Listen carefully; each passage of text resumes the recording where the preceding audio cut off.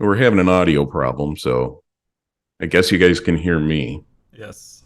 Okay. It's good that I was doing a lot of the talking. Yeah, you were doing a lot of the talking. Okay, I think and And hope I could tell you look concerned too, like I did. I something was saw it. wrong. So yeah, Wine and Wine in the chat says your voice audio isn't coming through, and I was like, well, I think that might have been at the beginning, where I think I realized that I hadn't connected the Zoom audio to the software, and then I heard it come through my other monitor, and so I was like, perfect.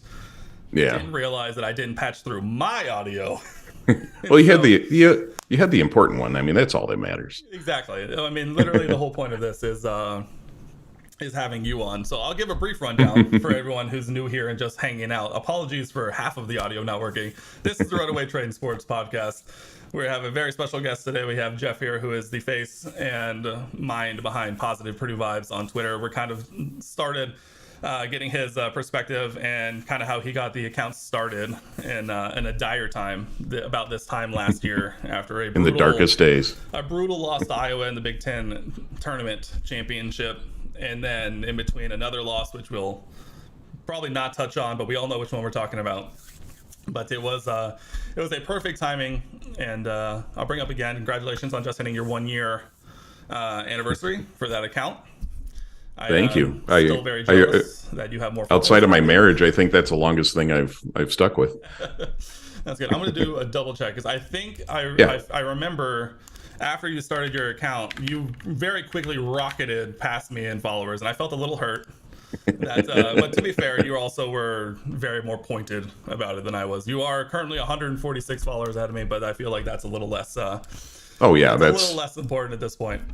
Yeah, we're pretty close there. Yeah. Well, it wasn't even that long ago, I think, that you passed 2,000, right? Oh, it was crazy. Because I think I was retweeting you to get you up there. Yeah. Or maybe that was 25. I don't remember. I was at like 16, like one of those like 1690 or something. And I remember tweeting out, I was like 8 away from 17. Yeah. And all of a sudden I rocketed up past 17. And all of a sudden I was at 17. Like the next day, I was at like 1780 something. And so I tweeted again, just kind of tongue in cheek, like, hey. Yeah. Got really close. And then all of a sudden, over the next 6 days, I remember looking back at my Twitter analytics graph, and the follower spike was just... Yeah. And it was crazy. I gained like when you put that out there, 600 followers over the course of a week. And yeah. And I always feel like, I mean, when you're close to a milestone like that, it's worth it. You just got to see it. Yeah. And it's like if your car is about to hit a milestone in mileage and you're driving, but you want to look at the... Exactly. The odometer. Yes. And I always feel kind of dirty saying, hey, 16 followers away, like you're begging. You're out in the street with the tin can. Like once you hit under 10, it's fine. If you're like 20 something away, that feels a little desperate. But if you're, I'm 7 followers away. Well, when I was trying to get to 2,500, and of course, then people, they react to it and they start following you. And then I was like 1 over. So I said, I'm only 499 away. don't let me go to bed tonight feeling unloved. Yeah, no, I gotcha. So hopefully people realize when you're being serious and when you're being a smartass, because I hope so. If they don't, you could look like a real jerk. No, I totally understand. But okay, let's go ahead. I want to talk now. I feel like when you first started your account, and we kind of touched on it earlier, we kind of had a bit of a kindred goal with... this is the first time we've spoken. This is actually the first time that we have seen each other face to face. We've talked plenty behind the scenes, but I knew when my first guest, I wanted no one else but my brother in positivity around Purdue. Your older brother. Yes, maybe a little older brother, but brother nonetheless. So I kind of want to talk now a little bit about our goals in terms of spreading more positivity in the Purdue space. It feels like this could definitely be true for other fan bases, but it feels like our little section of the internet has a bit more worse of an affliction to pessimism when little bumps in the road come along. We have been hurt before. We have been hurt before, and every year we are ready to be hurt again. It's like every game. I'm coming out of a bad relationship. Yes, I think we're all suffering a little bit from either Stockholm syndrome or what's the other one where it's, nothing ever good comes from it, but Purdue syndrome. Yeah, some might call it Purdue syndrome. But I tell you what, just speaking of, I'm ready to be heard again. I'm 100%. We're going to touch on this later, but I'm 100% ready to be heard again. I filled out all of my brackets today. The black and Yeah. gold tinted glasses are in full effect, to say the Yeah. least. Yeah, and it's not even about the bracket. I mean, when you're like a true loyal fan of a team, or it could be a band that you love, it could be just about anything. It almost becomes like a marriage. And my wife might be watching this downtown, and she probably just rolled her eyes. But when you're just all in, it's for better or for worse. You're all in, and that's why when I tweet that, even after something bad happens, it's like I'm all in. You don't jump off the bus, or you don't turn around and badmouth. You're in it. You're dedicated. You're married to the university in a sense, and I think that's the way you need to look at it. And that doesn't mean you're not going to have an argument. Exactly. But you need to have some degree of loyalty. No, 100%. And I think we can use that as a pivot point to kind of talk about this. We wrote an article together a little bit ago at this point. I should have checked the exact date that we wrote that. Kind of riding that line between blind optimism and kind of not getting bogged down in the pure pessimism. And so I think it's an important thing. I think it kind of goes along with what we're trying to do, which is not necessarily the blind optimism to the point where you ignore all of the danger signs. It's just we're choosing instead to focus on the silver linings rather than the dark voids that maybe we're everybody's therapist. We're a little bit of everybody's therapist. I think sometimes they can get a little sick of us as they're ranting in our mentions, and we're kind of just I'm definitely guilty of this. I'm just always coming back and but what about this good thing? What about this good thing? But did you see this? But we want there's always a silver lining. My favorite, especially down the stretch of the season, is all the people who are complaining about Purdue's inability, whichever one you want to look at it, against the press. And my favorite ones are always under the ones where Purdue won the game. What are you talking about? Right. Like against Rutgers or against Penn State down the stretch. We might have been sweating a little bit, but we won the game. A little sweating, especially Penn State. After the Brandon Newman turnover to make it a 1-point game, I was sweating. But and I had to see the replay to even figure out what he was trying to do, but it looked like he was trying to throw it through whoever, I don't remember who was defending him, trying to throw it between his legs to a little bit. That one did get me a little bit. Where at that point, was like, what was he trying to do there? Still fine. You're gonna get fouled. Make your free throws. Keep it a 2-possession game, and then all of a sudden that happens, and I remember the beads sweat started. Yeah, it was definitely a panic moment, I think, for him. I think trying to throw that pass. I think it was a classic. We're gonna keep it simple. All right, I'm here. I know someone else is gonna be here. Stop. Two people here. I'm gonna turn. I'm gonna throw it to that guy, and he turns and threw it, and there was a Penn State player right there. I think he did it intentionally. I think he really was trying to throw the ball under him. He might have been. I don't know, but I mean, it would have been a great play had it worked, but instead it made us all slide out of our chairs. Yeah, that one it might have been better just to throw it down the other side of the court towards Zach, kind of like they did with the last play. But, I remember when he tipped that ball up in the air, I was like, "Oh, thank God!" Yeah, once stay up there a second. Once they just threw it, I was like, "I know exactly where this is going." Zach is either going to catch it or he's just going to bat it, and it's going to be fine. But we saw where he had some volleyball practice not long ago. We did see that. So I think maybe that came in handy. Yes, it definitely did. But I think I tweeted this too. It was like I'm nothing if not committed to doing whatever I can to alter the shape of the universe. Where after Penn State had the ball with 3 or whatever seconds left before they turnover, I remember I was pacing around my living room because of course I am, and I realized I have to go change clothes. And I tweeted this where it's like in between the timeouts, I sprinted upstairs, changed clothes, went back downstairs. What happened? Immediately travel, turnover. Yeah. It was over, doesn't matter. And I took credit for that on Twitter for sure. I don't know why they didn't give you player of the game or at least spectator of the game. I tried to make my voice heard on Twitter, but I don't think they saw. They were too busy cutting down the nets. But I'm not a big believer in sports jinxes. Like you won't see me running up and changing my clothes, and that's why sometimes I like if we're. But it was in that moment. It just it's something in the back of my mind. Just go do it. It made you feel better, so there's nothing wrong with it. Here's actually what happened. So I was wearing the outfit, and then over halftime, my wife was over at our friend's place. When I watch Purdue, I can't be anywhere else besides on our couch by myself. Or in Mackey. Or in Mackey, obviously. And Mackey is preferable, but since I'm or the United Center for me, like recently. That's a good one too. But it's like he has a pizza oven that he loves playing with and makes fantastic pizza. And so they were over there eating. And so I realized over halftime, I was like, well, I haven't eaten anything. So I changed and ran over there, grabbed a couple pieces of pizza, then ran back. But and my logic didn't change back. Yeah. And so when I left at halftime, Purdue was up, what was it, 8, feeling good, just got to do that again. And so that was when it clicked. And I was like, obviously this isn't actually a thing, but I'm going to do it anyway. Because I think all of us knew in that moment that I don't think if that travel had happened, I think we all knew that shot was going in.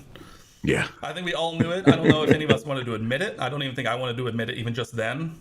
But I was almost positive. Yeah, exactly. As soon as that happened, I was like, it's going in. I have to do literally whatever I can. And so I just did that.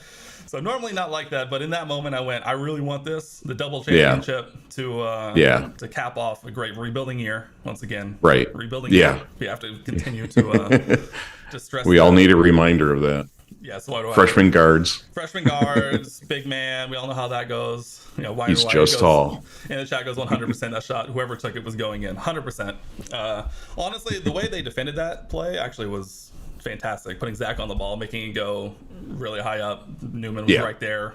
Hand in the face, shuffle of feet. As soon as they called it, I was up, and that was all over the place. I think I even said to my wife, I'm like, he had to try and shoot that ball over a tree. You know, it's the human equivalent.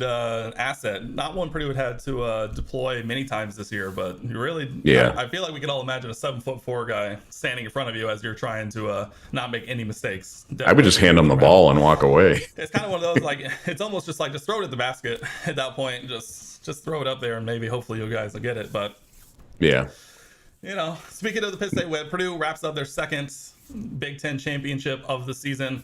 I know there's a lot of discourse on Twitter specifically between the validity of the regular season championship versus the validity of the Big Ten tournament championship. I personally believe the Big Ten regular season holds a little bit more weight, but at the same time, when you can get both, I think you just choose to get both. Yeah. And I'm the same way, because I've been watching Purdue for literally my whole life. I don't remember the first time I watched Purdue. I was that small. Yeah. I probably didn't know what was going on, but I was watching a Purdue game with my dad. He went to Purdue, and it was just something we did. Mm-hmm. And so for me, and given that, you know, I'm maybe 2 or 3 years older than you, or decades, I most of my time in watching, you know, the Big Ten was without a tournament. Mm-hmm. Where younger people today, it's just more of, you know, how it is. Yeah. And, you know, I've certainly accepted it, but yeah, if we had lost that game, I would be walking around shouting to people, we're still the Big Ten championships. We went through the entire season and finished 3 games up. That's exactly why I always hold a lot more valid feelings towards the regular season, because it's a 20-game slog, especially when you talk about the Big Ten being a slog. 20-game stretch, and you win the Big Ten by 3 games. Of course, you know, stumbled a little bit down the stretch. I think had people spouting off on Twitter at us. Yeah, but I think that's also a natural cycle, I believe, for any team. Is. That's why I always find it kind of funny when, not to name names, but another major program in the state of Indiana who might be a little further south in the state than us, always come at us with, you know, validity or not. I think the biggest thing you can say is, even though the Big Ten may not be the best conference in the country this year, it's still one of the best. At least it's one of the best, especially if you still look at the numbers. The Big Ten was a slog for everyone else who wasn't us and who wasn't Minnesota, which I think still says a lot about the job that Purdue was able to do this year, especially getting off to, they lost 4 of their last 5 games in the last 6 games. I want to say they had 1 conference loss all the way up until Indiana the first time. Yeah. Is that right? That sounds right. You said the name. I did say the name. Yeah, don't do that. That's tough. It's fine. They're going to lose to Kent State in the first round, so it's going to be all right.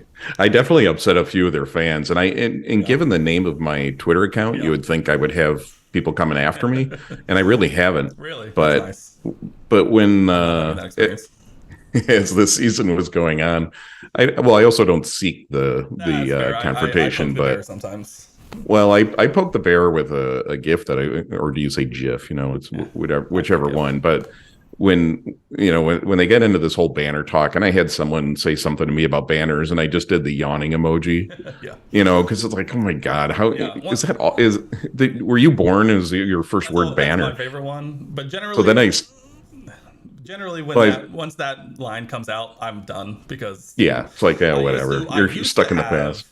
a screenshot of a tweet I made responding to an Indiana fan, which I would use all the time for those situations, which was just a screenshot of me saying, all right, I'm going to save us some time. One, I'm going to say all-time wins. Here's how this argument's going to go. I'm going to go, that doesn't matter. You're going to go Lamau banners. And it was just like a 1, 2, 3, it was a 4-step plan. And I had a screenshot of it, and I would always just reply with that. I'm going to save us some time. Yeah. This is how it's going to go. Yeah. Goodbye.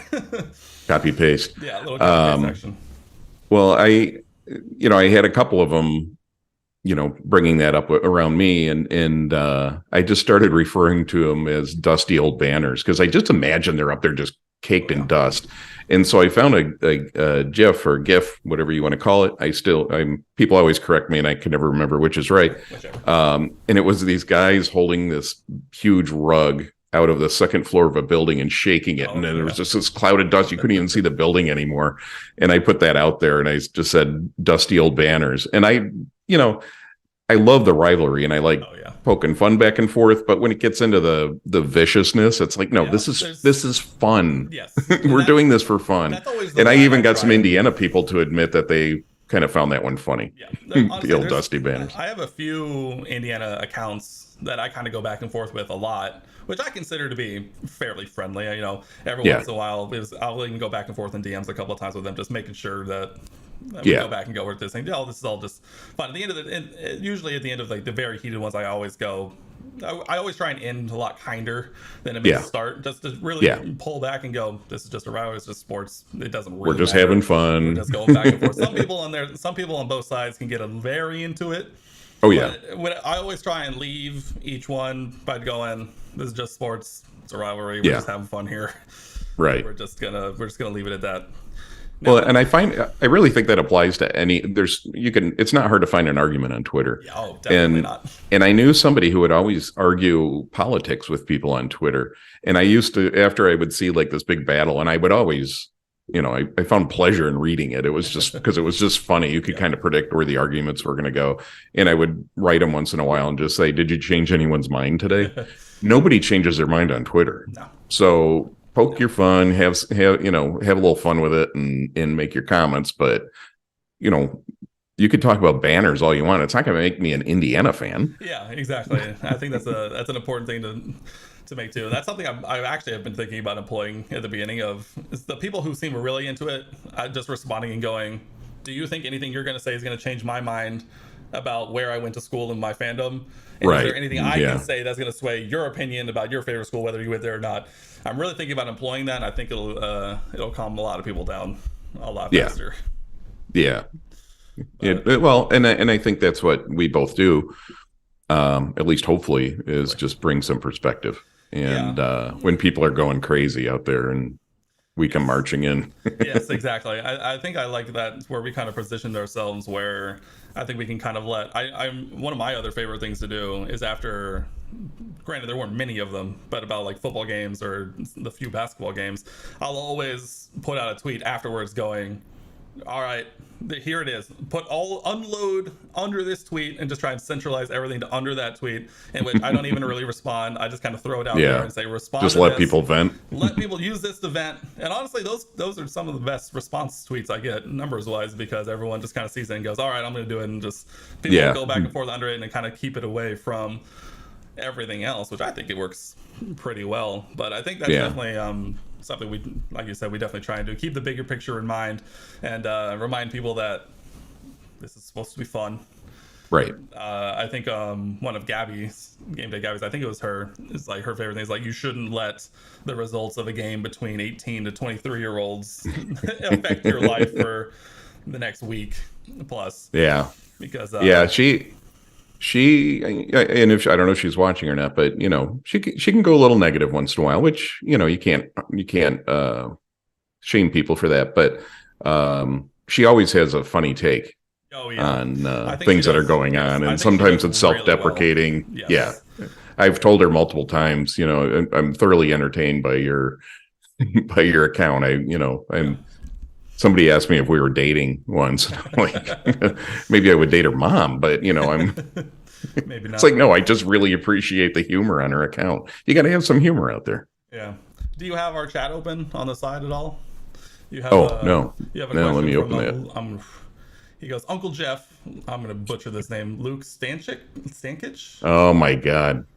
and he asks, "Who are your top three favorite Purdue basketball players ever?" Oh God. Well, I do know Luke. He's a cousin. There you I didn't go. know he was on here. Um, my three favorite ever. I mean, you gotta like Big Dog. I'm not old enough to remember Rick Mount, but well, he's still alive, but Oh yeah. I don't, I never saw him play. I have siblings who did. Um, um, I don't know. I want to name everybody on the current team. Right. I That's the feel like there's a thing. lot of recency bias sometimes when these kind of Yeah. questions come I up. remember, I remember Joe Barry Carroll and always enjoying him, but then at the same time, one of the names that people would, with his initials, they would call him just barely cares because he wasn't always giving 100% out there, but he was fun to watch. And I was a little kid, and my Oh dad yeah. took me to a game at Mackey, and we'd get there 2 hours early because that's just how my dad was. Oh yeah. And we'd find a good parking spot and then wait. And there's logic there, I guess. But I still remember standing there with my dad, and I'm just looking around with my mouth open, looking at Mackey Arena, and of course it didn't look like it does today. But Yeah. and my dad said, he goes, "There's Joe Barry Carroll," and I turned around, and he was just standing in the concourse. In the corner of my eye, I thought he was a doorway. Oh. You know what I mean? Because Yeah. he was so tall, and I was, I was tiny, Yeah. and I just turned around, and I'm like, "Oh my God, that's a person standing over there!" And I went over and got his autograph on my ticket and everything. I don't know. I can't pick. It's like saying who's your favorite kid. Exactly. Like I feel like everyone's gonna have a I have different trouble with answer, that. and you could list 10 people and make an argument for all of them. Right. Probably more than 10. I tell you what, Yeah. I have great Rick Mount stories. So I didn't really grow up in a Purdue household. Actually, my extended family was an Indiana family, and it wasn't until my cousin went to Purdue that it kind of put it on my radar for when I started looking at schools. So I'm a software engineer by 9 to 5. Besides a diehard tweeter throughout the day, considering I work from home. But growing up, even through high school, I watched Purdue, but I didn't really follow it quite to that level. And I played basketball in high school, and our coach would sometimes have Rick Mount come in to do like shooting lessons. And I'd always heard the stories about how he was, this Lebanon high school like all-timer, and hear all those stories. I went to all his camps, got to know him pretty well actually, and then it wasn't until I started learning more about his Purdue arc where I was like, oh no, this guy was a much bigger deal than I thought he was. And I have all these stories in the back of my head of like, this is a Purdue legend that I kind of just BSing around with at the same time before I ever knew. And so you should have been kissing the ring. Yeah, kind of. He had that air about him, but I kind of just chalked it up to it's just old high school guy. He's just an adult. He's just an adult who's just kind of giving it to all the kids. Is not treating you like kids, treating you like ball players. Which again, now you go, well, of course that makes perfect sense. Yeah. He's this legend of the game basically in Indiana, and so I hear he had a decent shot. It was pretty good. It was pretty good, So my brother would tell me stories about him. And of course, if you had the 3-point line back then, I don't know what would happen that there. would have been game over. Looking chat says Etuan Moore for him. I think that one's a very easy one for many of us to say. Etuan was legendary in his time at Purdue. He also follows it up, says it's easy to say who your favorite cousin is, though. I'll have to get back to him on that. Okay, I can't see the chat, so I don't know everything he's saying, but I only see our chat. No, it's okay. But Luke's more of an NBA follower. I'm much more of a college basketball guy. Obviously, I know which Boilermakers made it into the NBA, and I keep checking in to see how Ivy's doing. And man, he's having a great season. Yeah, but I noticed he didn't play in a game just recently, and then I got panicked that he was hurt or something. But I thought, I would have read something about that. Maybe they just gave him a day off. I think that would have come up a little more. Yeah, he's had a really good season. Yeah, I'm the same way. I'm much more a fan of college than professional. I mean, I grew up a Colts fan. Didn't really even grow up a Pacers fan just because my dad never really watched sports, and so I watched a lot more NFL than the NBA. And then once you get to Purdue and you experience, the bulk of your live sports being in Mackey Arena, I don't think I ever could have looked elsewhere to get my fix. So I'm a diehard college sports fan. I think the fact that it's college kids is a defined length of career, although those lines are kind Yeah. of getting blurred right now with COVID Yeah. years and all that stuff. But I feel Transferring. like, transferring, all that stuff, it's getting a little bit much, but at the same time, I feel like you can just feel there's just a much different energy than an NBA season where, they do it 4 times a week, and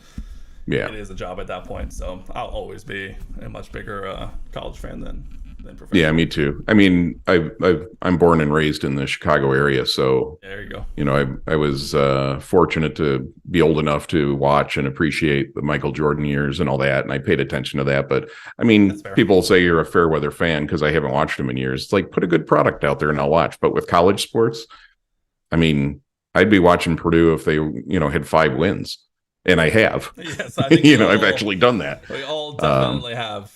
I've been through some horrible football seasons and a few disappointing basketball seasons, but basketball is typically more rewarding. Oh yeah, I love making this joke too. So my freshman year at Purdue was the fall of 2013, where basketball finished bottom of the table, and then obviously it was the first season of Hazel in football. Yeah, and I remember going in, I come out of my freshman year going, all right, maybe I just got really unlucky with the timing of all that stuff. And basketball at least. Football, we got to see the fruits of that after I left. But basketball, I remember every year just got better and better, culminating. And I think it couldn't have worked out better. I go in, bottom of the table, finish last, just leave it there. And then my last game in Mackey, which I always love talking about, is the 2017 Big Ten clincher against Indiana at home on senior day. Yeah. Bar none, my favorite memory in Mackey. Michigan State 2016 does rivalry, the Rayfeld Davis game, where that game went to overtime. That one was a fantastic. I think that was the best basketball game I went to, but my favorite will still be the clincher versus Indiana. Yeah, and when it comes to football, when I was at Purdue, we had Rod Woodson. Not to date myself too much, but other than that, we had. Well, I got a little funny story there as well.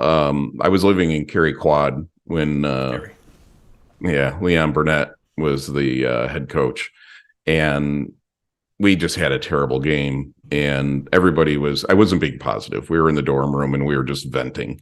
A group of us were in there and we were just going on, and I'm like, I said, I'm tired of this. I'm gonna take care of this right now.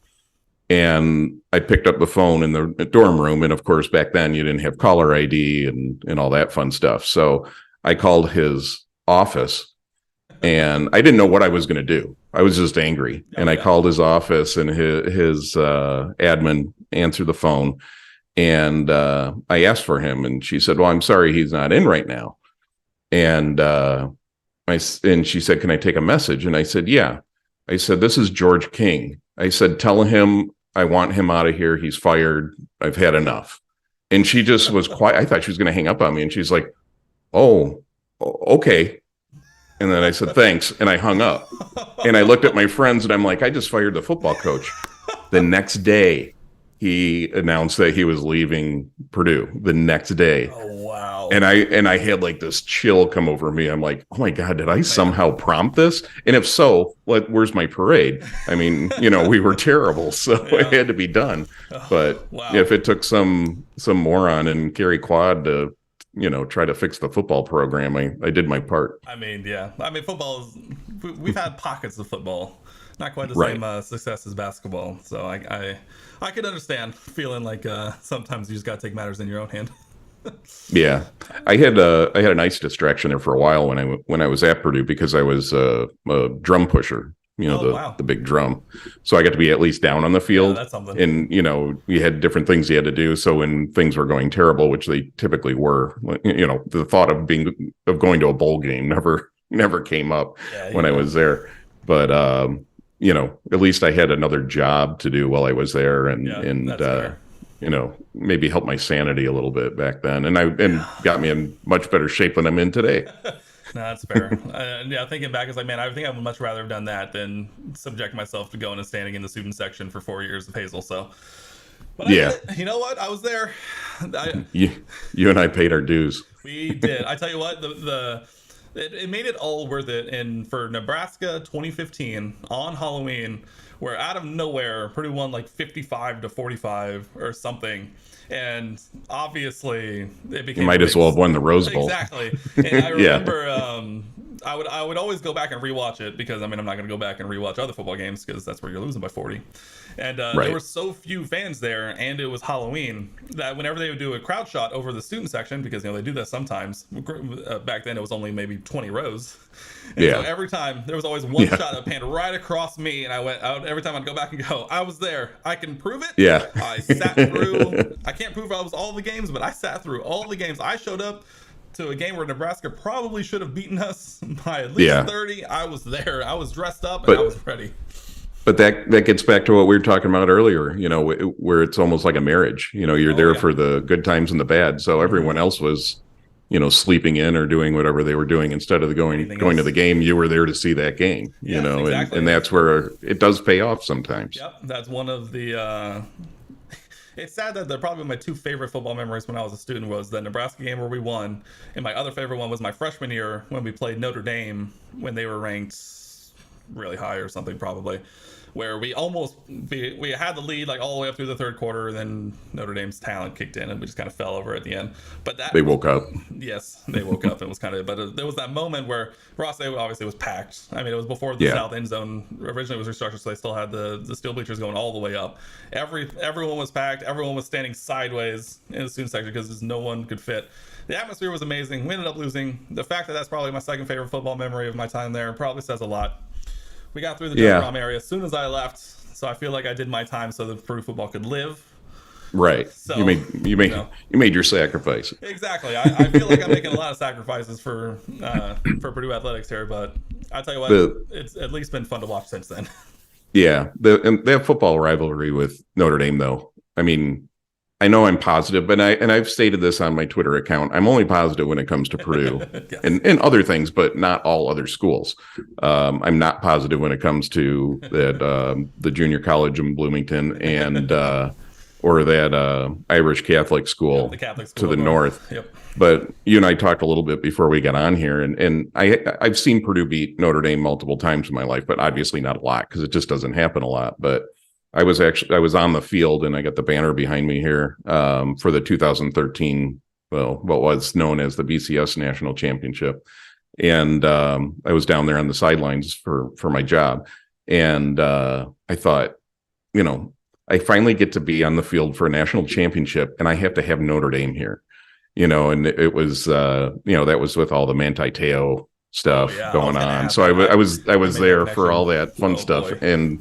And there was all these Notre Dame people on the sidelines, and I remember, was it Joe Theismann? He was standing there. He's a Notre Dame. I walked up to him, and I'm not shy. I'll talk to anybody. And I'm like, I said, Joe, do you have any advice for a Boilermaker sent to work a Notre Dame national championship game? And he just started laughing, and he's like, I don't know. He goes, just focus on your job. That's all I can tell you. Focus on. And Lou Holtz, I had met him before, and I saw him because, of course, they had him on the broadcast team, and I saw him like the day before or something when I was there. And he would, every time I would see him, I had to spend a day with him at a commercial shoot. And I made the mistake of telling him right off the bat that I'm like, Coach, there's something, you need to know about me. Yeah. You should know this before we get going. And as soon as I told him that, he didn't hesitate. He just said, I've always been very grateful to Purdue for what they did for my win-loss record. And I was like, it's going to be a long day. And then every time but every time we'd pass each other, like in the hallway or whatever, he would just go, Purdue. And after a while, I just wanted to punch the guy. Classic. But I had to be around all these Notre Dame people. But then, of course, they lost that game in the first quarter. So I kind of got the last laugh, but it was so bad, I was even disappointed. I at least wanted to see a good game. I wanted to see them suffer a little bit and then die, But they died too quick, so I didn't get to watch them suffer very long. Yeah, but yeah. Well, at least they lost. We got that going for us. The absolute kind of that same kind of fear when this season started. At the end of last year, I applied for Final Four tickets because it's going to be in Houston. Obviously, I'm a hop, skip, and a jump away, and so I was like, I don't care. I want to go to a Final Four at some point, and sometimes going to the neutral can be even more fun. We've Yeah. obviously seen how the season has gone, and so there's obviously a step above that. We won't Right. talk about that. We won't put that out in the universe yet. This was like right at Gotta the beginning stay of the positive. season. Yep, gotta stay positive. This is right when the season was starting, and IU was getting that team down south was getting all this hype that they always seem to, but for some Yeah. reason, like there was just this little tickle in the back of my mind. I'm going, what if they managed to get there, and I have to Yeah. be there to watch? Yeah. I think it would be similar, where it's like, I Yeah. hope they serve adult beverages, which they do, and I would be consuming many of them. But it would still be fun. It You would got to be do fun. what you got to do to get through it. You do what you got to do to get through it, but it's like at the beginning of the obviously that quickly tapered out, and we realized that we're probably fine on that front. But I did have Well, that for little me, tickle in the back of the head. Yeah. For me, Saturday was the perfect day because I was at the United Center. Yes. And, Saturday was amazing. I got to watch Purdue win, to advance. And then, everyone was then talking about, well, who do you want to face? That was the conversation. Yeah. And I'm like, well, in terms of a game, it'd be epic, obviously, if we're facing Indiana for the title, for the tournament title, because we won the regular title. season. Yeah. The real one. And, and then just sitting there and watching Indiana, I'm like, I remember telling the people I was with, I'm like, Penn State's a tough team, and they can be up and down. And don't be shocked if Penn State wins this game. And sure enough, they just hung in there. And it was fun to watch. Not as much fun as watching Notre Dame lose, a championship football game in the first quarter, but it was still fun to watch. Yeah. I'm like, I felt like we won a doubleheader on Saturday. Yes, all day I was buzzing. Having the first game, getting through, gravy. All I realistically wanted for the Big Ten tournament was Purdue to make the final, because at that point, I think more or less lock in a number one seed. Exactly. I thought if Purdue made it to Sunday, I think that locked in Purdue's 1 seed, and I tweeted after the game was over. I'm pretty sure that did it no matter what happens. And then we got to the glorious little bit of a break, and we got to watch Penn State just systematically dismantle them with, as Brad Underwood would dub it, booty ball. Yeah. Which I loved everything about that after I saw that. Yeah. But that was Saturday was a fun day. It was. It was. And again, you stick with it. You hang in there with that loyalty. You got the bad seasons and all that, but then you have moments like that where it's all worthwhile. It was all worth it. Sunday rolls around. Obviously, we would have much rather it been that 15-point game it looked like it was going to be, rather than the 2-point game it ended up being. But that was fun. Sunday was a great time. Then getting to go roll right into seeing the bracket reveal, where we'll see this segue. I'm going to see that right into the bracket reveal where Purdue locks up officially with the win, the 1 seed in the East. They'll play the winner of Texas Southern and Fairleigh Dickinson. Yeah, we gotta. No, it's not. Score check going on. I believe Corpus Christi is still winning. Yeah, they are. And I don't want to sound cocky, but these are two teams that obviously we're going to play the winner. But teams with that many letters in their abbreviation are never good. Yes. I mean, when you get beyond UCLA, and they're even an exception to the 4-letter thing. But when you look at the abbreviations for the schools, it's like, they're not going to advance. There's too many letters. I don't think it's logic. Yes. Obviously, the 16 seed, Purdue has had plenty of experience this season playing teams in the 250 plus, 300 pluses. So I'm not worried. Obviously, I think the biggest talking points around Purdue's draw is that second round game, which will be either Memphis or FAU. And Memphis is tough. Memphis is playing well. They did dismantle Houston, although my thoughts on Houston as a team and program are a little iffy this year. Just overrated. Yes, agreed. The strength of schedule. They did They did go on the road and beat Virginia at the beginning of the season, but obviously Virginia is kind of, in the ACC as a whole, has kind of been a lot lower than they were. I'm not saying Houston's not a good team. Agreed. I'm just saying I don't think they're going to be in the Final Four. I don't think they should have been a 1 seed. Yeah, and I don't know. Yeah, they've beaten some good teams, but they've played a lot of lower teams. That might offend some people, but playing in the they're in the American, right? Yes, playing in the American definitely isn't going to test you. And I'm surprised they aren't getting hurt more by they had that loss to Temple at home.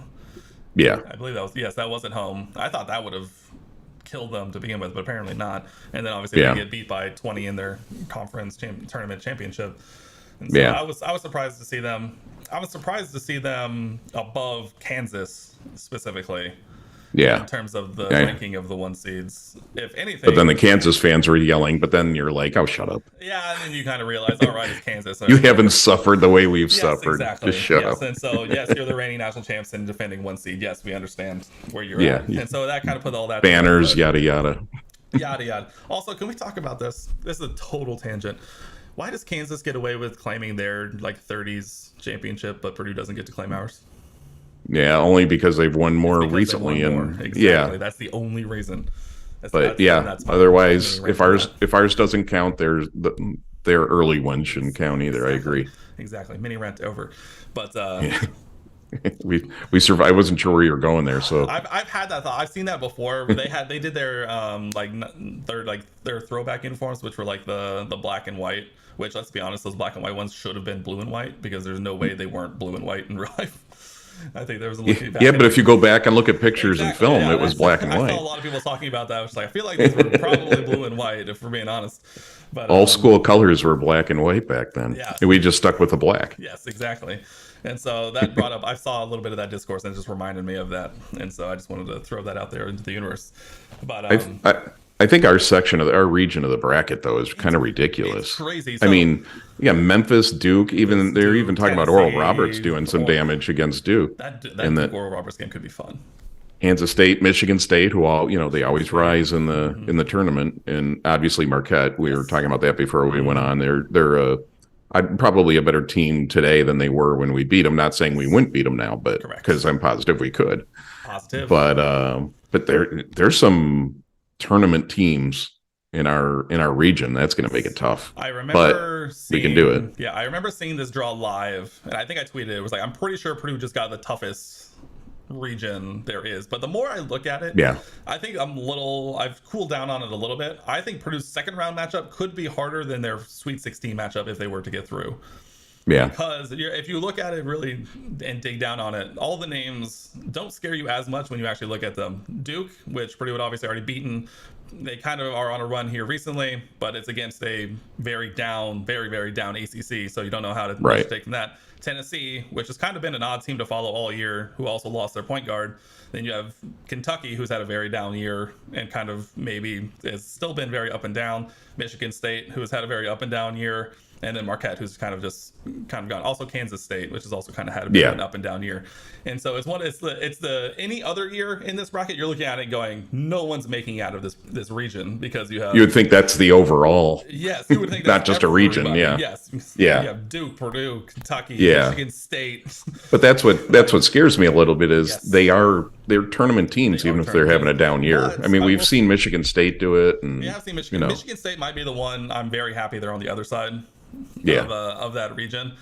Yeah, they got to get past Marquette. And they do have to get past Marquette. That could be a fun one. That'll be very guard oriented and very free flowing, which I think might go. That'll be an interesting game to see if that happens. But I mean, I think Purdue's second round matchup might actually be what makes or breaks that top half of that region.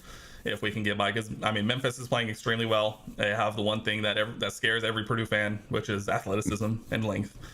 And then you have FAU on the other side of that matchup, which is old. They are an old team who won 31 games, and you don't win 31 games in a regular season by accident. I think from what I've seen, I think I'd much rather have FAU. I think I'd much rather play a more fundamentally sound team that I feel like Purdue would match up a lot more with than a Memphis team, which relies on a lot of athleticism, which sometimes can be, as we've seen in tournaments past, kind of Purdue's kryptonite to a certain degree. Obviously, we've shown a bit of a propensity to get through it a little bit this year. But if we're picking opponents, I'd much rather, I think, take FAU, which seems to want to play a lot more of a solid game rather than get up in your face. But whoever we're up against, we'll be there believing. Yes, we 100% will be there believing. And I love this fact too, which is like, imagine having to prepare for Zach Edey on short prep, because they're going to. Is that a pun? Maybe a little bit. But I felt like this last year. Obviously, we saw how last year ended up, but it was kind of one of those things where it's like, how do you prepare for this team on short rest, like short prep, because they're going to be spending all week preparing for FAU and Memphis respectively, and then whoever wins that game is going to go, okay, we played this game, well now we're going to go and play a completely different game with a guy, the National Player of the Year, Big Ten Player of the Year, Conference Tournament Player of the Year, all these other all unanimous officially announced today. The star of one shining moment this year. Exactly. And you're going to turn around and face him on short prep, where you're going to turn around and do that 2 days later. They're going to spend a day just arguing about who's going to cover him. Yeah, and it's going to be one of those things. So I think honestly, it'll be like 3 of them. Yes, they'll have one guy on another guy's shoulders. Yes, I think it's exactly why I wanted Purdue to get the 1 seed, no matter where it is, because I feel like always when it comes to the first 2 rounds, that second round game against an 8-9 always scares you the most, but also the least. It's the most because typically that 8-9 game is populated by teams who are like high major teams who kind of underperformed, or in this case Memphis and FAU. But you see it in the other regions, like there's an Arkansas, what was it? Who am I thinking of? Auburn and Iowa are one. Illinois and Auburn, Iowa, and something in there. No, it's yeah, but you know what I mean. And so it's these high major teams that are kind of used to playing in these kind of sort of big games, but you get the benefit of the 1 seed by being on short rest and like that quick turnaround. Whereas if you're the 2 seed, then you're playing, if you look at Marquette's example, there would likely be facing a Michigan State in the second round. Whereas I'd much rather play a Memphis or an FAU on short rest than a Michigan State. Yeah. Just in that example. Yeah. Well, it's like the lesser of 2 evils. Exactly. Yeah. So they're all tough. But that's the other thing. I think I tweeted this out too. It's like, guess what? Like all the regions are hard. Every single region is hard. There might be a harder or a hardest or easiest region, but at the end of the day, I even tweeted this about this 16 seed playing game. It's like these guys, no team is going to go out and roll over for you. Right. Because they know that this is it. This is their moment. This is their moment, and this is the last game of the season if you lose. No matter how many letters they have in their abbreviation. No matter the little number in front of their team, no matter how many letters, each team is going to go out there and they're going to give you the best shot that you're going to take, whether it's coming from Memphis or if it's coming from Alabama. And so it's like, I don't delve into a whole lot of that. Obviously, you have preferred matchups, but at the end of the day, each night out, Purdue's going to have to go out there and they're going to have to play their best. They're going to play their game. And if they come out on the other side a winner, great. If not, hopefully it wasn't like a Little Rock situation or... Yeah. That's don't. Why are you saying these names? I feel like if you talk about it, then it can't creep up on you. It's kind of like one of those things. So we should go ahead and just say St. Mary's? St. Mary's, St. Peter's. There was Little Rock. There was the Cincinnati. Or St. Peter's, I think the Cincinnati loss in, 2015? I think that one actually got me the most because we had that one all the way up until literally the final buzzer. Little Rock... Yeah. See, Little Rock and Virginia are kind of the same ways, where it's like you had this one guy who made an outstandingly like over the top play, and you'll be very sad about it, but at the same time, you kind of just go, I mean, what are you going to do? Yeah. Well, and that's another thing too. When we talk about people kind of losing their minds, we're not the ones playing the game. That too. We're sitting on our couch or we're at the game or a friend's house, wherever we are. We can't do a thing about it. Exactly. So you just gotta take it for whatever it is, deal with it, and move on, because you can't influence, no matter how angry you get, and no matter how much you vent, unless you actually call up like I did and fire a coach, when I was a student. For those of you who weren't on for that was, you'll have to watch the recording later. You just got to sit there and take it. Now, it doesn't make it less stressful, but having that perspective, these are kids, they're playing a game. And we're older kids, and we're there, and it's a relationship. We don't want to get hurt, but we know we're going to at some point. Yes, and you just got to be prepared for it and roll with it. Yeah, I think one of the things kind of going along that same lines is also using tonight before the tournament gets rolling as a moment. I feel like a lot of people were talking about it on Sunday after we wrapped up the Penn State game, which is, I think at this point, no matter what happens going forward from here, this season has been, I said this specifically, this season has been one of the most fun to follow that I can remember. Yeah. Just based on the The expectations coming in, the unexpectedness. unexpectedness Yeah. of it. Yeah. I think also having the direct comparison of it between last year and this year. In the piece we wrote, I remembered last year I was a wreck every night last year because we had all these lofty expectations and we just weren't living up to it, and you just kept waiting for them to figure it out. It just never happened. I was an anxious wreck every night. And then in the tournament, it was even worse because now it's like, well, this is what this team has been building for. And then obviously what happened. Right. And it's just, it was not fun. I think the juxtaposition of last year, this year, last year being probably my least fun to follow as a fan. And the expectations were way up there. And the expectations were huge. And I think this is kind of where a lot of Purdue fans always enjoy being the underdog, because the expectations come with it's more fun. Yeah. And so when you're the underdog, everything is icing on the cake. There's no cake. It's all icing, which just makes it better. That's my favorite part anyway. Yes, it is. Yeah, that's a good part. And so, just the juxtaposition of the two seasons. This season has been an unequivocal success in my mind. Winning two Big Ten championships, winning the Phil Knight Legacy Tournament this early in the season was probably, honestly, that was probably my favorite moment from this season, of that weekend in Portland where we won those 3 games and then all of a sudden we were on the map. I think that was my most fun. Quickly followed up by go from unranked to just rocketing up there. It was to 5th. I think it was, or something like within that. a very short period of time. Short period of time. And then you're good. I was just going to say, I know there's some people out there, they're going to say, don't give me the rebuilding year crap. But it's true. It's so good. It's perfect. I mean, we lost Jaden Ivey. Was he the greatest team player? Maybe not. But he was a great player. Yes. And we had this guy transferring in. We didn't know too much about him other than, he's been at 7 different schools or something. I don't know how many high schools he went to, but, and then we had some freshman guards that had a little promise, but weren't highly recruited. This was a rebuilding year. Oh, 100%. It was just a really successful rebuilding year. Yes. And, I put the question out there in the past. I'm watching the score of this game just to see who we're playing. So far, it's still looking like, PAMCC, we'll call them. Although the ESPN app doesn't have the T on there. It confused me at first. Again, too many letters to be good. I put the question out there before about whether or not Zach Edey might stick around. And of course, none of us know, and we're all skewed towards wanting him to stay. But just imagine if, by a stroke of luck, NBA is like, you got to work on your outside shot a little bit more, go back to college. If we have him back and we don't have a major transfer, and then we got some other good freshmen coming in, this was the rebuilding year. Yes. And just imagine what we might do next year. Yes, I put this on Twitter a couple of weeks ago. If Zach Edey comes back, Purdue should be, I don't know if they would be, should be the preseason unanimous #1 team in the country.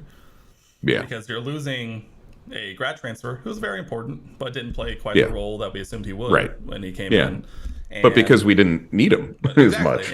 Because you bring him in because you have these freshman guards, you don't know how they're going to perform. All of a sudden, you have those same freshman guards making their sophomore jump, and then you're bringing in probably a recruit that I don't know if there have been more fans excited for than Miles Colvin. And then you're pairing up a potential returning National Player of the Year and 7'4" center with probably one of the most athletic guards I think I've ever seen, even probably up there with Jaden Ivey. And Jaden was crazy athletic. But I think Miles is just a completely different, and you pair those two together, plus not losing anybody else unless others decide to leave. Which that's what really, I say. Isn't really Purdue's thing. Right. I feel like we don't see too often people leaving like that. I think we very well could have a transfer, just because when you have a team that is this good and this deep, there's good players that know they can go to another team and start. Yes. And we could be a victim of that. But I think if Zach comes back, you might run into that just from the amount of depth on the taller end of the roster. We and Willie Berg. Purdue's next 7 foot. What is he, 7'2"? 7'2", according. Is that with the hair or was that without the hair? Who knows? Depends where they get all that red hair up there. I don't know. It might be 7'2" with the hair. Yeah, so you'd have Zach at 7'4", you'd have Willie at 7'2", you'd have TKR, Gillis, and First all kind of battling for minutes at the 4. I mean, Yeah. that's a log jam down there. So Yeah. who knows? So yeah, there could be some transfers, but I don't know that it's going to kill us. But I mean, it's going to impact the depth, but it would. But you know. honestly, I feel like this season, if anything, is kind of proven to what having quality depth does. Yeah. Because I mean, if you have the interchangeable pieces of like Gillis and First, I mean, we've seen them basically swap in and out as the needs apply. And then you obviously have Trakoff and Wren, who provided great backup minutes when Zach finally had to sit. And so if you just add more depth in there, I mean, I think I don't want to use them as an example if I can help it, but the team in Bloomington ran into a lot of fatigue issues down the stretch because they don't have a lot of depth on that end of the roster. And so you look at my favorite thing when Conference Player of the Year came out, which is those fans were using his numbers going, look, they're basically the same as Zach's. Well, my favorite thing was, but Zach was playing 10 less minutes on average. Right, yeah. Because he doesn't have to. Because we have all this quality and all that stuff. And so there's a lot of Purdue basketball quality depth. Yeah, Purdue basketball, I mean, it's like a hockey team, and not to, I'm not trying to make everybody drink, we're talking about Zach Edey and all, but it's like a hockey team. Like we have the first line in, and then we have the second line come in. We're just that deep where you can do that, and those guys get a lot of rest, and that pays off. Well, now when you get into the NCAA tournament. No, 100%. I think it also goes to show a lot of the character of recruits that we bring in, because you have guys like Trakoff and Wren, who was this I know he's top 100. I can't remember if he was a top 50 recruit. Comes in and immediately redshirts. Yeah. I mean, how often? And then Brandon Newman was another great example where he also redshirted. It's like who also was a top, I want to say 50 recruit, top 75 recruit for sure. And it's like you have these guys come in and agree to take a redshirt when they could probably have gone anywhere else. And those conversations came up in the recruitment period, because I mean, I don't think everything we've heard from players and recruits is Matt Painter's always going to tell you exactly what's going on and exactly how it is. So he's not going in there going, oh, we're going to come in, we're going to bring you into the lineup, we're going to do all these things for you, and then you come in and go, all right, we're actually just going to redshirt you this season. Imagine surprise. That. Surprise. I think he's going to these guys going, we have this, obviously you can see this logjam, but we're going to use it, we're going to talk about a redshirt. He also has mentioned before that he leaves it ultimately up to the different players whether or not to take the redshirt. And so it's that kind of that back and forth cooperative thing where he basically goes, especially with Trey Crawford and Wren is a perfect example of, well, look, we have Gillis in First. Gillis is a proven starter. And then you have Caleb, who came in and kind of really lit the world on fire his freshman year last season, and basically going, I think this might be best. Just sit one out, learn, grow, get better, all this stuff. And this top 50 player goes, okay. Well, and they, they're coming off probably a 4-year high school career. They're still practicing, but they kind of get a chance to heal from I'm sure whatever, they might be a little banged up and then come off fresh after a year of just practicing. There's something to be said for that. But I think even, I keep looking down at the score. This game's never going to end. I know. Either that or my ESPN app isn't refreshing. Purdue, 15 seconds. You want it spoiled? It's over. Yeah, go ahead. Former Purdue assistant Steve Lutz gets a win, 75-71 over Southeast Missouri. All right. I believe we know who we got. The winner of that one actually I think this one's actually who gets Bama or Kansas, whoever it was. I think ours plans tomorrow. I think actually.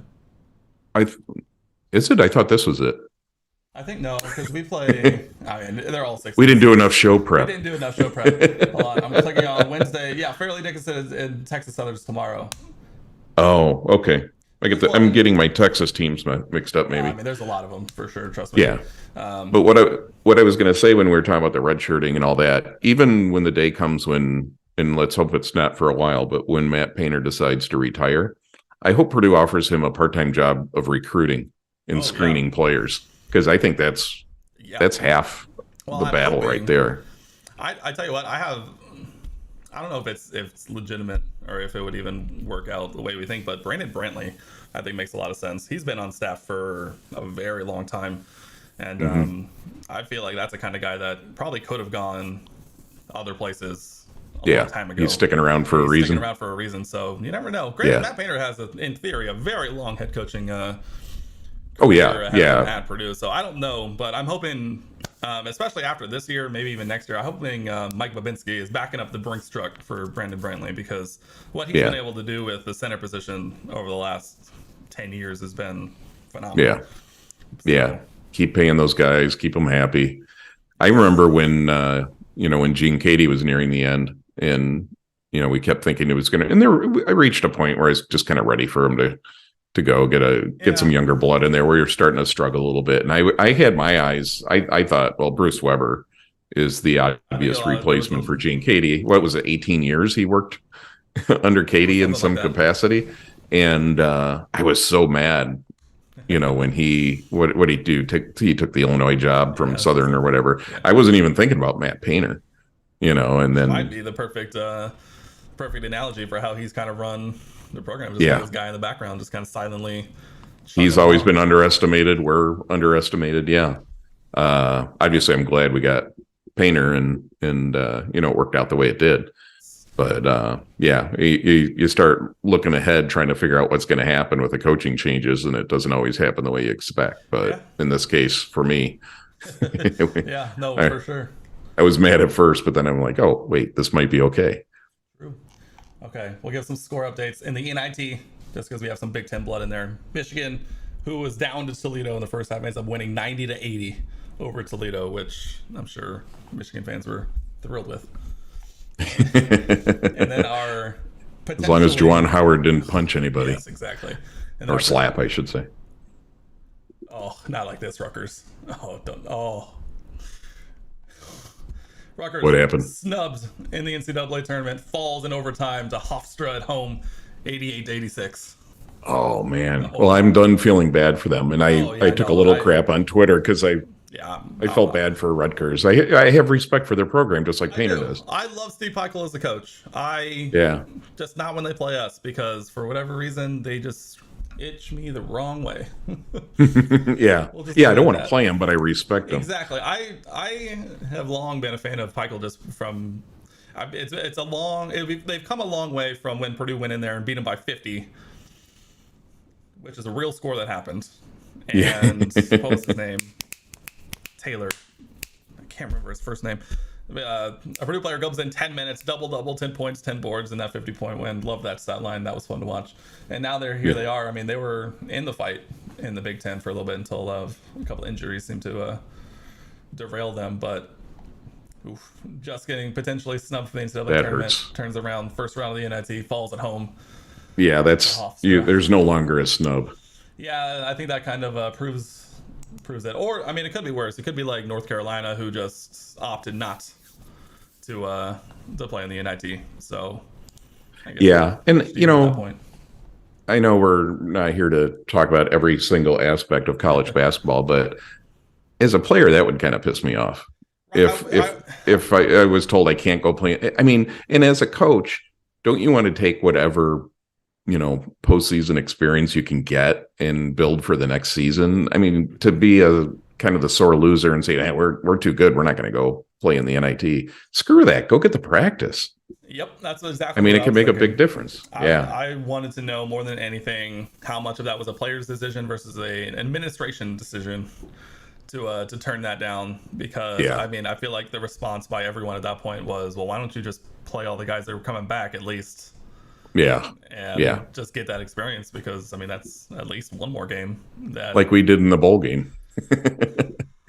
Just play the guys you're going to have next year. I tell you what, I don't want to talk about the bowl game. The only thing I'll say about that bowl game was I had no feelings of attachment to it, because the state of the program was in such disarray at that point that half our coaching staff was gone, and you look at it and go, it looks really bad, and then it's the same. It was really disappointing, but it was really disappointing. But at the same time, it's like your star quarterback, wide receiver, tight end, cornerback, defensive back aren't playing. You just got to put a little asterisk next to that one. Yeah, at the end of the day, it's like, it is what it is. We all got to hang on to playing well against Michigan for a half, 3 quarters. In the Big Ten title game, but that was just a weird, doesn't count. Honestly, speaking ahead, I would love to take a brief moment to talk about Purdue football coming up. I tell you what, the longer that this Walters regime has kind of gone on, the more excited I've gotten for the future. I mean, I don't want to put a lot of I don't want to. Despite a couple of tweets that may have gotten me briefly suspended from Twitter during the bowl game, I don't want to put too much. I think all of us weren't surprised when Jeff Brom decided to leave to go back, especially Big Ten tournament or Big Ten championship appearance. Like, I feel like it was a much different situation than in 2018, the end of 2018, when Louisville opened up. I don't think any of us were too surprised, but I think the way the bowl game went it severed that tie a little bit faster than it might have otherwise, just based on that. But then you get Walters come in, you see a lot of the exciting young coordinators that he's bringing with him. Purdue might have one of the youngest coaching staffs in all of college football next season, and it just seems like they breathe a new life that none of us realized wasn't there. This could turn out to be the greatest. I mean, you go back and think about Joe Tiller's first year, and we beat Notre Dame, and shocked the crap out of me. We could have something like that. I mean, we're watching it on social media for the most part, so it's really hard to tell. But everyone's life is perfect on Facebook.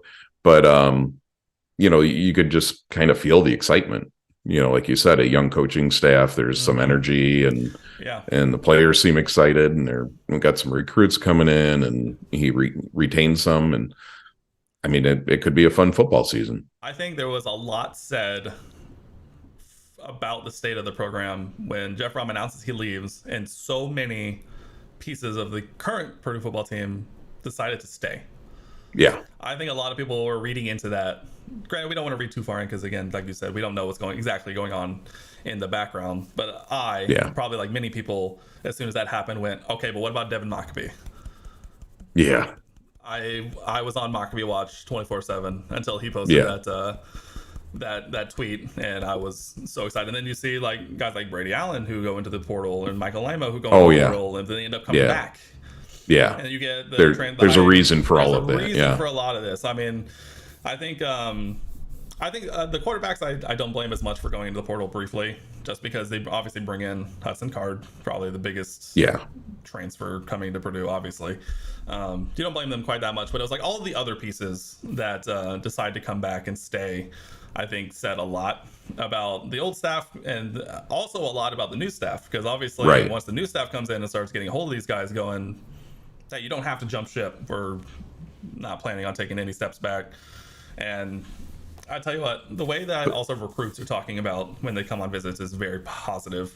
Yeah. Now, again, the recruits are not going to go out on these interviews and go, "Oh, this is horrible. This place sucks." Yeah, this place sucks. No. But I mean, you're seeing these positive reactions, and then you have these other, highly rated recruits coming in and committing, and it seems like it's going very well.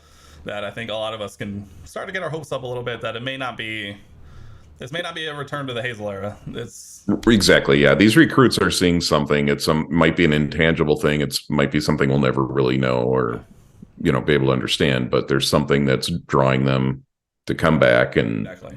I hate to use the word hope. When it comes to Purdue football, just because of a certain past coach. But it's not hard to have some positive optimism. And that's coming into I think this transition was obviously a lot different than the Hazel to Brom era, where the story is that it took getting Babinski and Mitch Daniels on a three-way call with Brom, basically promising him the moon and back.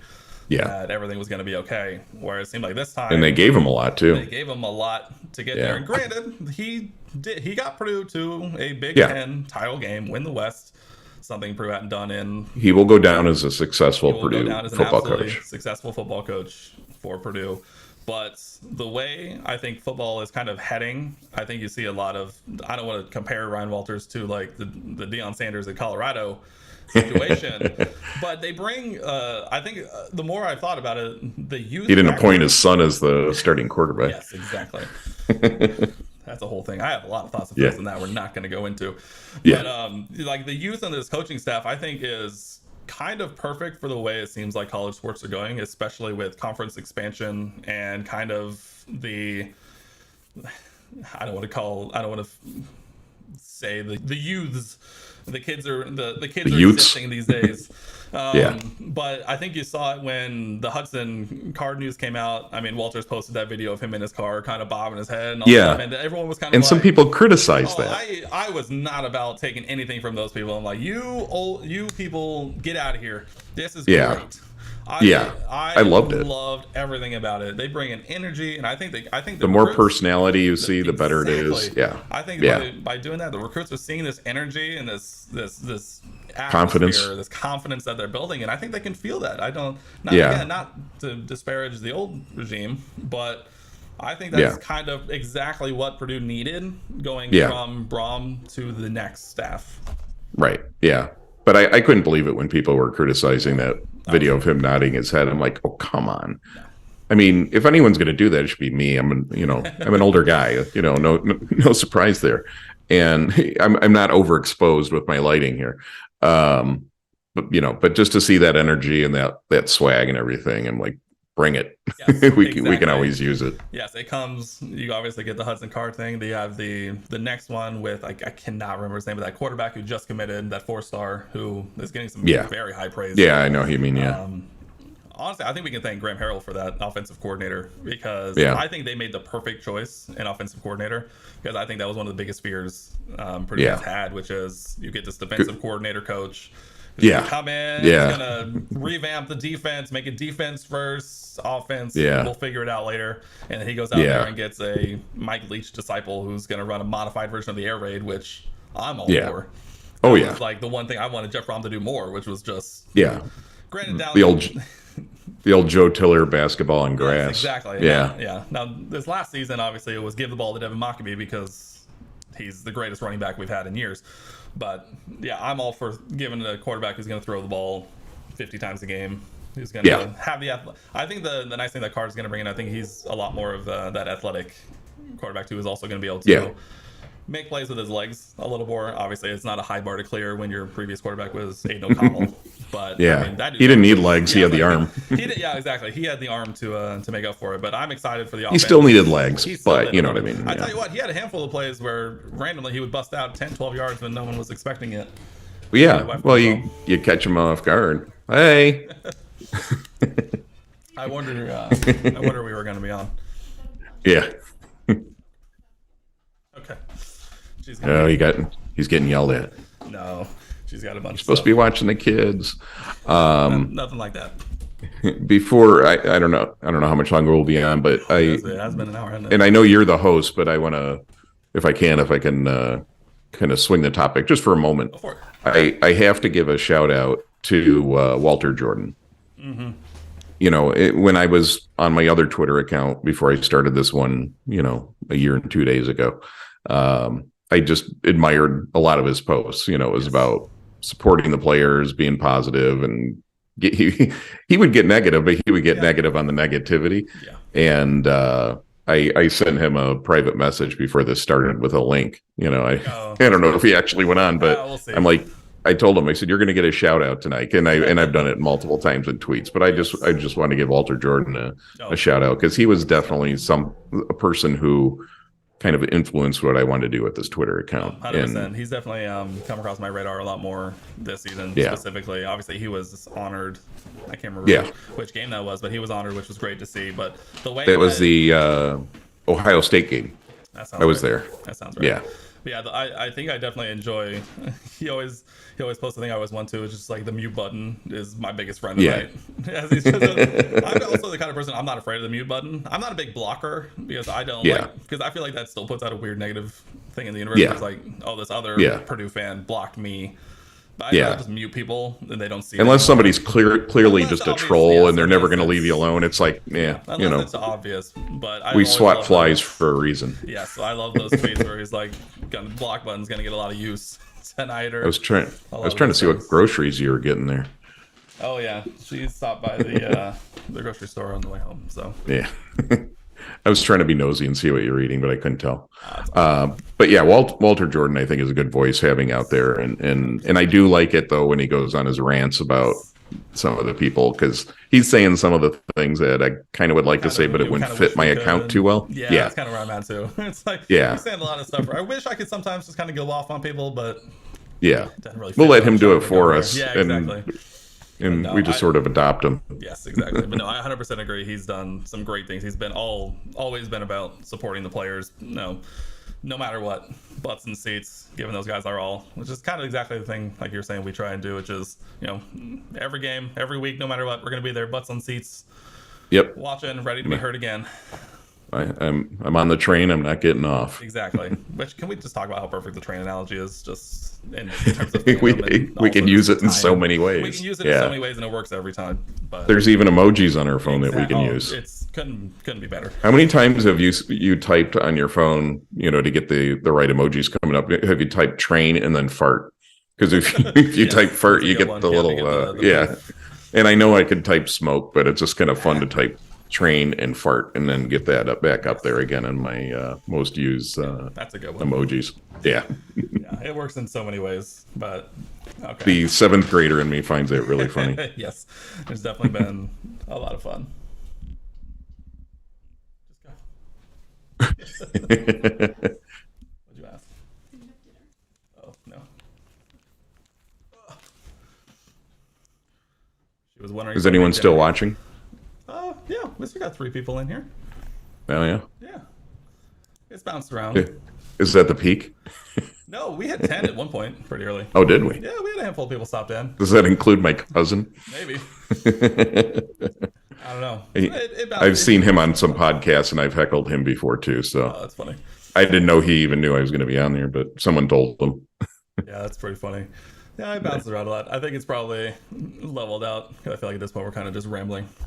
Yeah, it's like, how long do we have to listen to these two guys ramble? It's like a morning show. It was kind of a lot more structured, and now we're kind of just going on whatever train of thought we like to go on. Hey.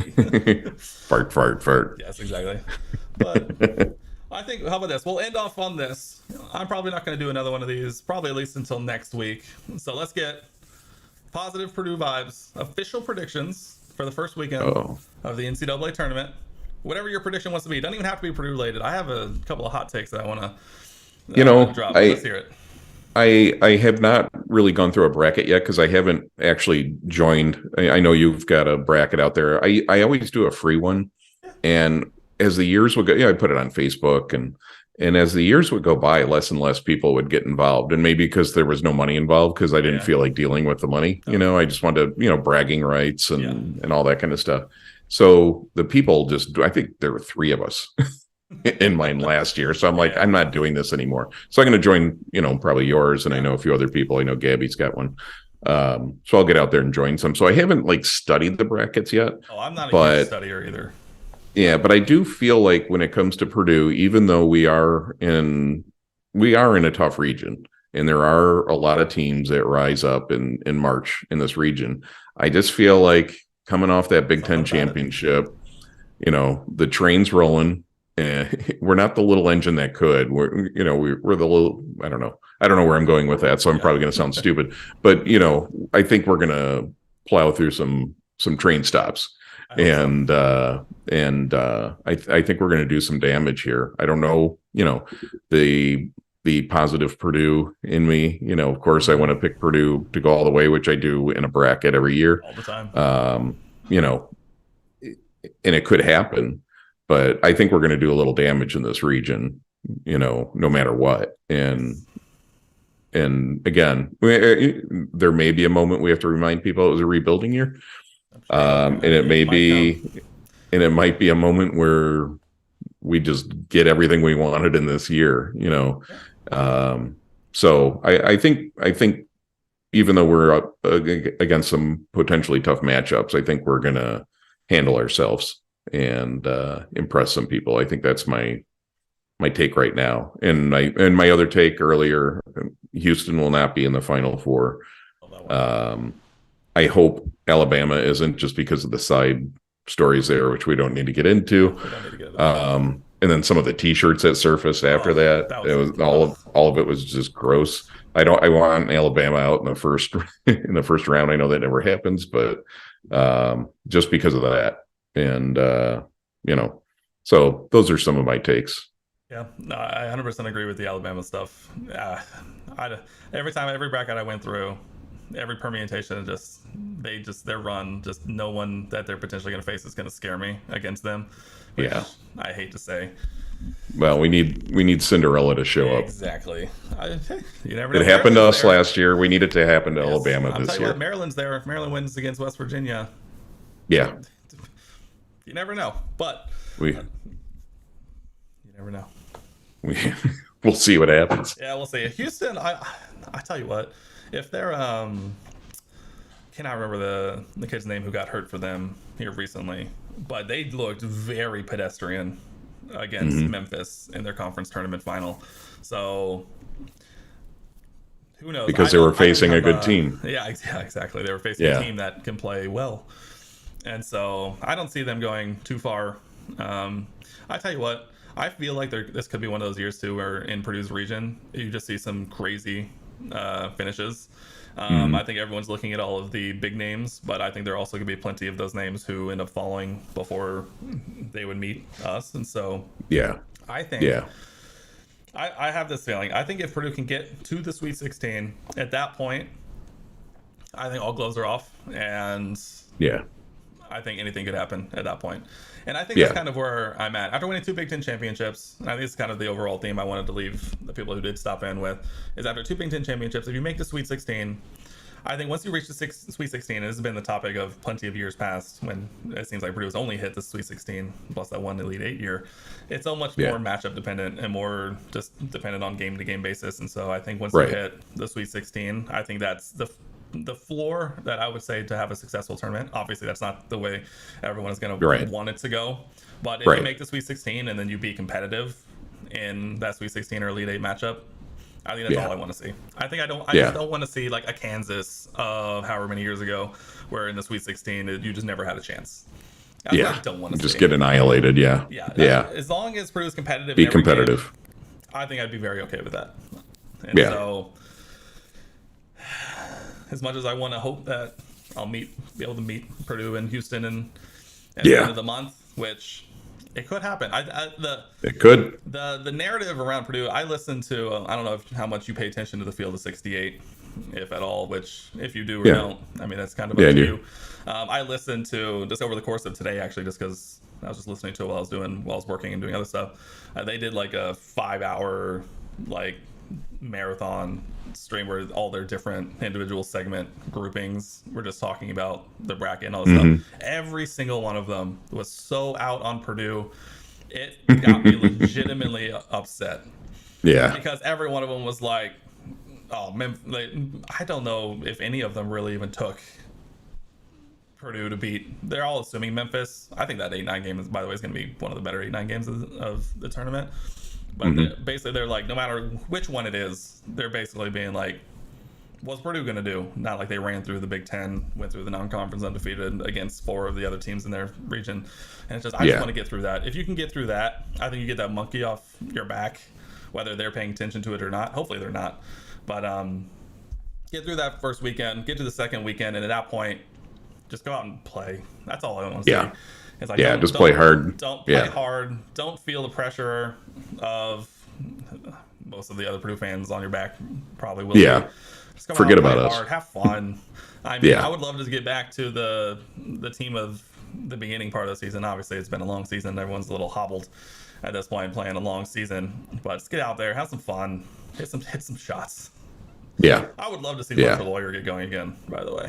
I know he's been supposedly, non-officially, been dealing with some kind of lingering injuries, so obviously I can't blame him too much, but man, those can kind of fade away with all the adrenaline of the NCAA tournament. Especially for a freshman. I agree. I like to think that having this little bit of a break, that nice reset, I'm hoping we're going to get to come out and see the Braden Smith and the Fletcher Lawyer of the beginning of the season, which were just going out there, not caring, not afraid of anybody and anything. I think we've seen it with Braden kind of more, where I feel like at the beginning of the season he was dicing through, getting to that baseline through the lane, making these crazy plays. And he does it a little bit still, but I feel like he's kind of settled down over the course of a long, grueling season, just to kind of be. Yeah, but over the course of the season, people see tape of that, and then they start adjusting, so, and I'm not blaming him, but it's like I feel like March is the one time where you get back out of your conference. And you're able to play these teams who aren't used to playing that style or seeing you all the time. They're only seeing you on tape. And so I just want them to go out there, have fun. I want them to get the monkey off their back, because all of these media talking heads are all they're doing is talking about how Purdue isn't going to be able to get it done as they're just winning all of their games. Yeah. Which is the other thing. It's just like, oh, they can't do it. Oh, they can't beat the press no matter what they're winning. Even though they are. Yes. Yeah.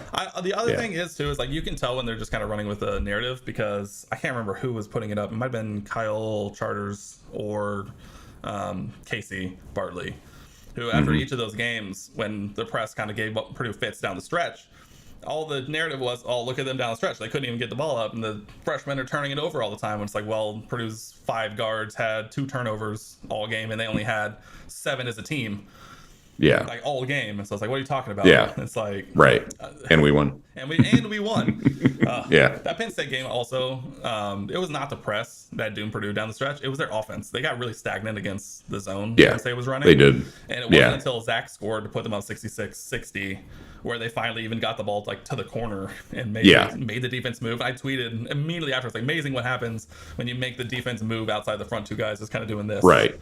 Yeah. So it was more the offense than the press. I mean, I think they did fine through the press, but I mean, I would freak out with the press, so I can't complain about them. Yeah. I will say the one thing about Braden Smith specifically is he loves catching the ball and dribbling into the corner. Like the opposite baseline. I was like, if he was going to stop one thing from this point on, I would love for it to be that, but they continually do it. And he's important dribbling into the middle and trying to he did that little spin move. I think it was against Ohio State, and costing him a turnover. But it's like, they're fine. They've lost 5 games all year. If you think the teams they sometimes have fits with the press, but they're usually also up 10 plus points at that point. It's a whole thing. I could rant about that for an entire hour, but next show. That's a take that I think is just so lazy. Whereas, like, if you look at these individual things, and like, yes, they have moments, but then you're not showing and talking about all the moments where they get through it. And I think I don't know if you're familiar with Cobra Stats, who has kind of popped up like down the stretch this year. He put out a table which was basically just like Purdue actually scores more efficiently against the press than like X percentage of the rest of the teams, or like even against half-court stats. And it's just such a lazy take. Well, the angle that people don't really remember is that when a team is pressing, they're taking their defense out of their rhythm as much as they're disrupting your offensive rhythm. So you don't really know what's going to happen. Someone could, everything's disrupted, with between 10 players, not just 5. Exactly. And you don't know what's going to happen. Yeah. And then there's the other take, which comes up a lot, which is if you ask a team who doesn't press normally to try and press, that's more detrimental to them. If they would just try to play regular defense. And so just play defense, and I think we'll probably see a little bit more of that with some of these teams, especially in this first round. I think so too. Yeah. I mean, the one thing that does give me pause about Memphis when I was going through Joe Jackson on Twitter, you can find him. He does great stuff. He did a thing on Memphis and how they do sort of a 2 sort of look press, and they kind of extend their defense a little bit. That's the one thing that does give me a little bit of pause, where it's not a true press, but they do try and be a little opportunistic with it. Yeah. That sometimes if they're not focused on breaking the press every time, could cause some easy buckets, which is not what you want. But all in all, I mean, whether they produced 26-5, they lost 5 games all year. Some Purdue fans, me probably one of them, would argue a couple of the games they lost down the stretch, a la Northwestern and Maryland, I think had more going on to cause that loss than the pressure. Not that we're a blame the refs podcast or account, but there were some things going on in those games which let's leave it at that. That didn't involve anybody in a basketball uniform. Yes, exactly. And so I think it's I don't know. And maybe it's just the fact we're Purdue fans, and it's just we're annoyed that the talking heads are just writing us off so easily when we still can look at these, point to these, going, sure, Purdue blew the lead, but they had a 17-point lead too low, and they still won the game. So it's like you have to have a lead to blow a lead. And so, right. Granted, all you need is one to go right for another team, and not at this point. But at the same time,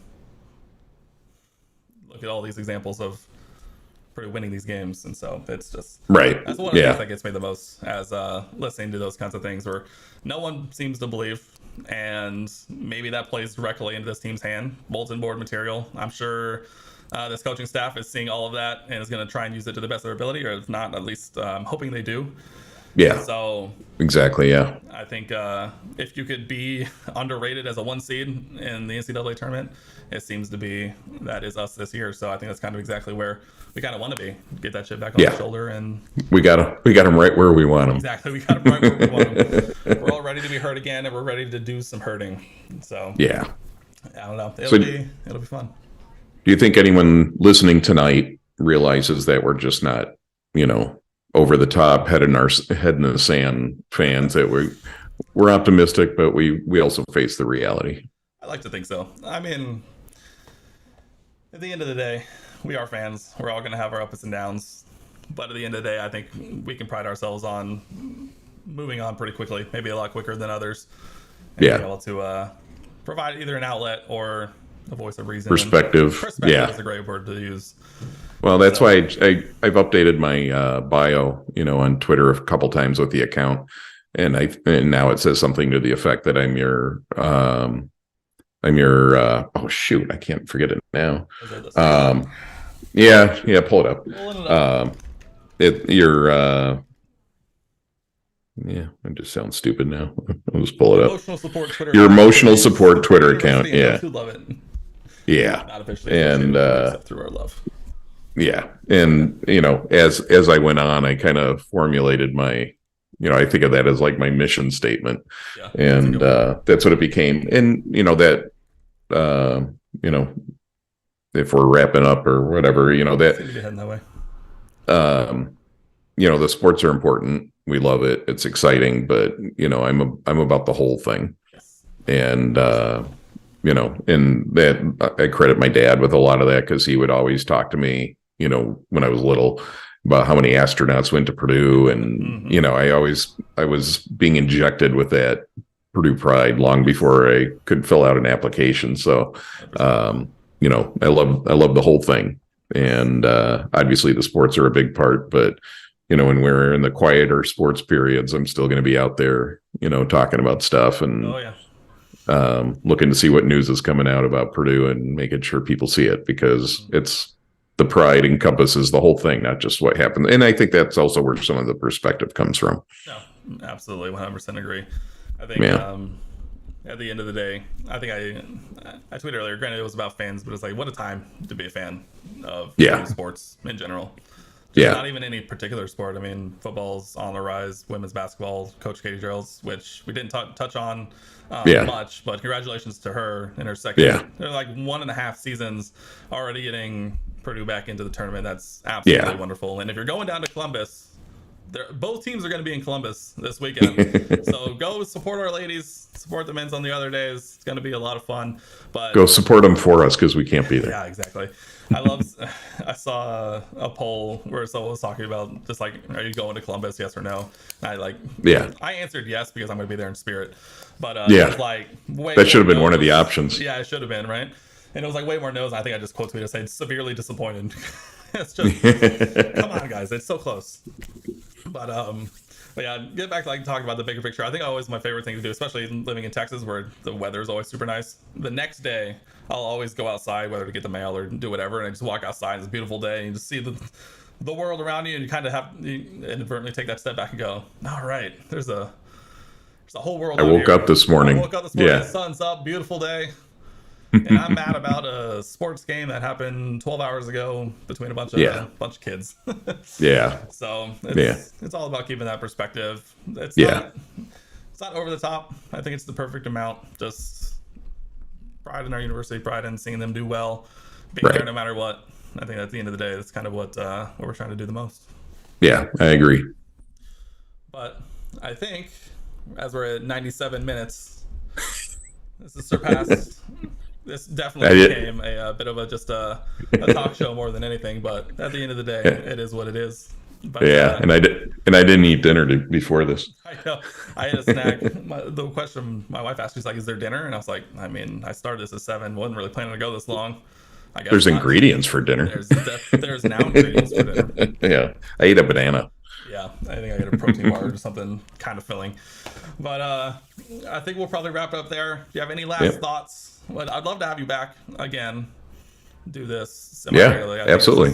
This is great. I'd love to do one after the tournament wraps up. Hopefully, we're even more positive and ecstatic than we celebrate a national championship. Oh man! I tell you what, when I got those tickets, it can happen. When I got those tickets at the beginning of the year, I was like, "This is gonna be fun. We're gonna go."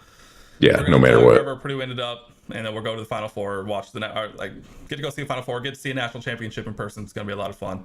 And as the season went on, just a little voice in the back of your head going, "But imagine they make it." Yeah. Imagine. Oh. Yeah. I think we're just gonna keep going. I love this this take from the Boiled Sports guys.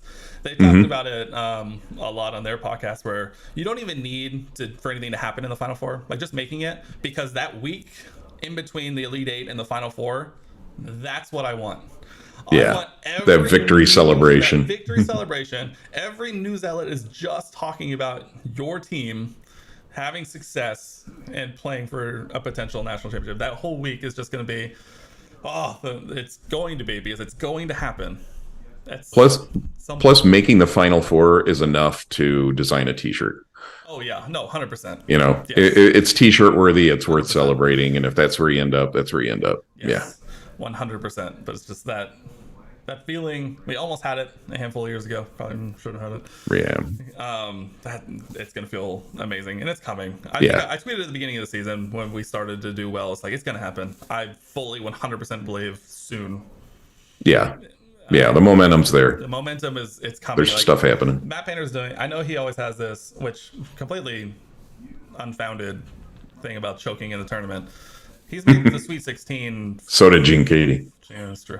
Like 4 out of the last 5 times we went to the tournament with an Elite Eight appearance in there. And it's like, at some point, you just got to keep. As long as you just keep putting yourself in position, all it takes is that one time, just fall into place, and it's gonna happen. So he does have some stinkers. He has some disappointing results. Yeah.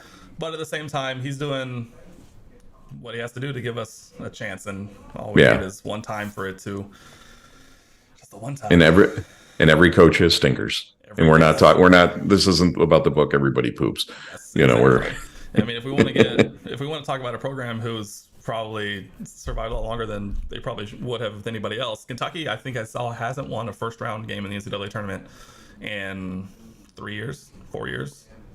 And so you'll still have people picking them to win it. Yes, exactly. And so because they're Kentucky. You're talking about a program who everyone's looking at and going, well, that's Kentucky, but at the same time, they are also Kentucky. Like, it's Kentucky at the same time. Yeah. And so everyone has stinkers. I mean, I think the biggest monkey on Purdue's back is that they're the winningest NCAA tournament team that hasn't won a national championship or something like that. They have the most tournament wins without one.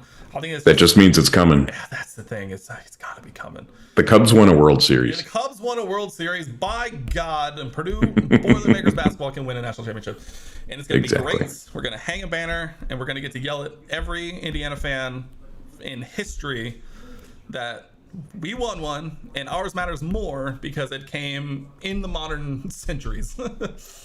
Because better people won it. Yes, exactly. And so they're going to get to yell, yes, but we have more. But then I'm going to get to yell, yes, but I was alive for mine. Yes. And ours isn't dusty. Yes. Ours is brand new. I need it. I need it. I tell you what, if things fall right for that team and they get to like a matchup with Houston, I think they could beat Houston. And I think at that point could. Yeah. I made this. We don't need to go any further there. I made this joke on Twitter where people were like, "Can you imagine this matchup for a national championship?" And I was like, "You wouldn't have to worry about it because every fan on both sides would have heart attacks and pass away before the end of the game." Right. Yeah. So no one would be alive to remember it anyway. I was like, the game that nobody saw. Yes, the game nobody saw, the game nobody remembers. But man, that would be a fun time in theory. Yeah. In theory, I'd much rather them just lose to Kent State in the first round, and then Purdue just does its thing, and we don't have to worry about it. I'm all for that. I'm all. There's no positivity when it comes I was to gonna say, that town south. positivity leaves my body if they fall in the first round. Yeah, it's reserved for Purdue. I got a lot of it out when the arguments between TJD and Zach were happening for conference player of the year, national player of the year, and all that stuff.